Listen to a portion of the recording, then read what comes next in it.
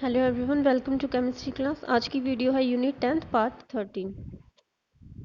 इसमें जो टॉपिक है वो है mechanism of nucleophilic substitution reaction, यानी नाभिक स्नेही जो प्रतिस्थापन अभिक्रिया है उसकी क्रियाविधि। देखो, इसकी जो मैकेनिज्म है वो दो तरह से होती है। फर्स्ट है SN1, सेकंड है SN2। फर्स्ट पार्ट देखेंगे। सबसे पहले है ए, जिसमें क्या लिखा हुआ है, यूनिमोलिकुलर न्यूक्लियोफिलिक सब्स्टिट्यूशन रिएक्शन, या ये है एकल अणु नाभिक स्नेही प्रतिस्थापन अभिक्रिया। इसमें क्या होता है, सबसे पहले देखो, रिएक्शन करने से पहले आपको कुछ पॉइंट हैं, इनके बारे में पता होना चाहिए। उसके बाद मैकेनिज्म और इजीली समझ आएगी। इसमें जो फर्स्ट पॉइंट है वो देखो, उसमें क्या होता है कि ये रिएक्शन है, ये दो स्टेप में होती है। इसका जो फर्स्ट स्टेप होता है वो होता है स्लो, जो सेकंड स्टेप होता है वो होता है फास्ट।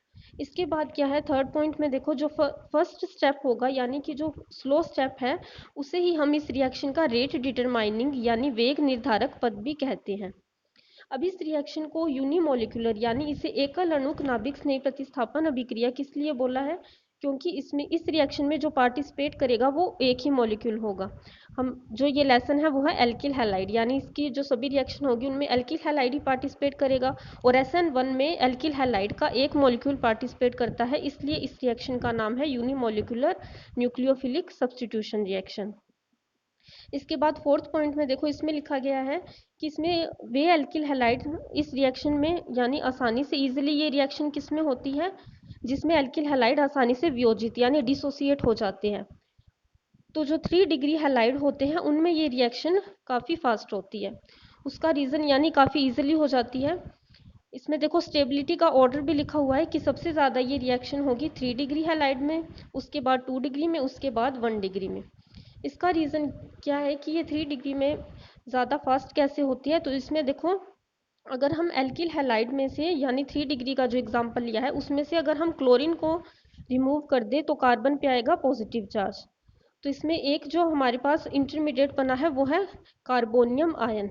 तो जो 3 डिग्री कार्बोनियम आयन होता है वो सबसे ज़्यादा स्टेबल होता है, इसीलिए ये रिएक्शन अगर हम इनमें तीनों में कंपैरिजन करें तो ये रिएक्शन 3 डिग्री में सबसे इजीली होगी। उसके बाद है देखो, फिफ्थ पॉइंट है, इसमें लिखा है कि इस रिएक्शन के जो फर्स्ट स्टेप है, इसमें जो RX बनता है वियोजित होकर उसमें क्या बनेगा, यानी डिसोसिएट होकर alkyl halide alkyl carbonium ion बनाता है। और सेकंड स्टेप में वो रिएक्शन तेजी से होकर नाभिक स्नेही से क्रिया कर यानी न्यूक्लियोफाइल से रिएक्शन कर जो लास्ट प्रोडक्ट होगा अंतिम उत्पाद में बदल जाता है।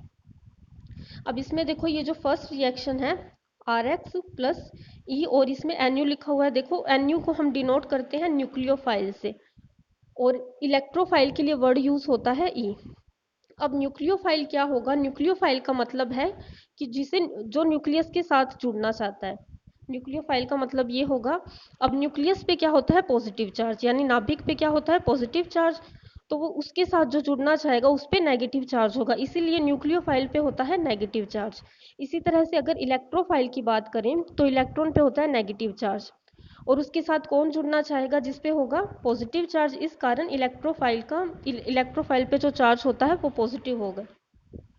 अब अगर हम इसकी मैकेनिज्म की बात करें तो इसमें देखो, कोई भी ऑर्गेनिक की केमिकल रिएक्शन हो, उसमें कोई भी अगर मॉलिक्यूल पे चार्ज होता है तो हमें क्या करना होता है, चार्ज को आपस में न्यूट्रलाइज करना होता है। यानी न्यूट्रलाइज कैसे करेंगे, पॉजिटिव को नेगेटिव के साथ जोड़ना होता है और नेगेटिव को पॉजिटिव के साथ। अब इसमें देखो, इलेक्ट्रोफाइल और न्यूक्लियोफाइल है। हमें पता है न्यूक्लियोफाइल पे क्या होगा, नेगेटिव, इलेक्ट्रोफाइल पे पॉजिटिव। और अगर हमें उससे रिएक्शन करवानी है एल्किल हैलाइड के साथ, तो एल्किल हैलाइड में अभी तक हमने जितनी रिएक्शन की है उसमें हमने देखा है कि हैलाइड पे होगा नेगेटिव पार्ट और एल्किल पे होगा पॉजिटिव पार्ट। अगर हम इनमें न्यूट्रलाइजेशन करें, यानी जितने भी चार्ज हैं इन्हें आपस में अगर हम ऐड करें तो क्या होगा, जो प्रोडक्ट बनेगा वो होगा, न्यूक्लियोफाइल अटैच होगा R ग्रुप के साथ, और जो साइड प्रोडक्ट बनेगा वो होगा ES। यानी अगर आपको इसके मैकेनिज्म इस रिएक्शन की देखनी है तो उसमें देखो, सबसे पहले क्या होगा, हमने अभी स्टेप में बात की है कि ये रिएक्शन दो स्टेप में होती है। तो जो फर्स्ट स्टेप है उसमें देखो, सबसे पहले क्या होगा, RX यानी एल्किल हैलाइड में, उसमें जो इलेक्ट्रॉन होंगे X की नेगेटिविटी ज़्यादा होगी, हेलोजन ग्रुप है, वो सभी इलेक्ट्रॉन क्या करेगा, अपनी साइड अट्रैक्ट करेगा, जिससे क्या होगा, एक्स पे आएगा नेगेटिव चार्ज और आर पे आएगा पॉजिटिव चार्ज। इस तरह से जो आर और एक्स का बॉन्ड होगा वो टूट जाएगा और ये जो फर्स्ट स्टेप है वो स्लो होता है। इसी स्टेप को हम बोलते हैं रेट डिटरमाइनिंग स्टेप, यानी इस रिएक्शन का वेग निर्धारक पद। और इसमें जो इंटरमीडिएट वो बनता है एल्किल कार्बोनियम आयन। उसके बाद क्या होता है देखो, अब जो फर्स्ट स्टेप में बना है एल्किल कार्बोनियम आयन आर पे पॉजिटिव है, इसके साथ अब अटैच होगा न्यूक्लियोफाइल। इस तरह से जो सेकंड स्टेप होगा वो फास्ट होता है और जो प्रोडक्ट बनता है वो भी इसमें स्टेबल होता है। इसके बाद देखो जो सिक्स पॉइंट है उसमें लिखा है कि इस वेग निर्धारक पद यानी रेट डिटरमाइनिंग स्टेप में आर एक्स भाग ले रहा है, इसीलिए इस अभिक्रिया का जो रेट होता है वो सांद्रता के समानुपाती होता है। इसका मतलब क्या हुआ, जो इस रिएक्शन का रेट होगा, अब इस रिएक्शन में कौन पार्टिसिपेट कर रहा है, सबसे पहले आर एक्स, यानी जो इस रिएक्शन का रेट होगा वो डायरेक्टली प्रोपोर्शनल होगा आर एक्स की कंसंट्रेशन के। सांद्रता या कंसंट्रेशन को हम किससे रिप्रेजेंट करते हैं, ब्रैकेट से। तो आर एक्स यानी एल्किल हैलाइड, ब्रैकेट का मतलब हो गया सांद्रता, और वेग को हम आर से भी डिनोट कर सकते हैं, रेट को, वो डायरेक्टली प्रोपोर्शनल होता है आर एक्स की कंसंट्रेशन के। इसके बाद क्या होगा, जो सेवंथ पॉइंट है, इस रिएक्शन में R प्लस व X नेगेटिव आयन बनते हैं, इसीलिए अगर पोलर मीडियम जैसे H2O लिया जाए यानी वाटर लिया जाए तो यह रिएक्शन आसानी से होती है। हमें पता है इन पे चार्ज होते हैं, अगर हम वाटर भी मीडियम ले तो उसमें क्या होगा, H पे पॉजिटिव चार्ज होगा, OH पे माइनस, तो इस तरह से ये रिएक्शन और भी इजीली हो जाएगी। अब जो एट्थ स्टेप है उसमें देखो क्या लिखा है, ये इंपॉर्टेंट है।